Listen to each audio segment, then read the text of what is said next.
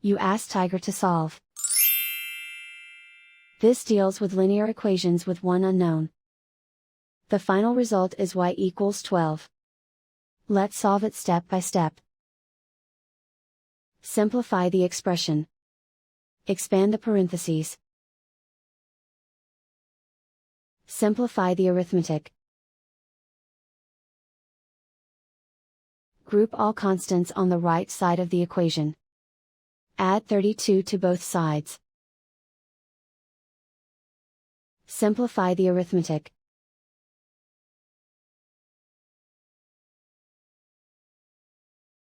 Isolate the y.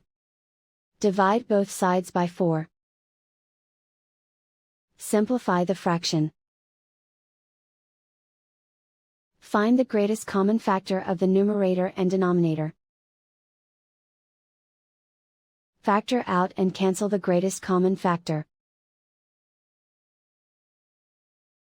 And so the final result is y equals 12.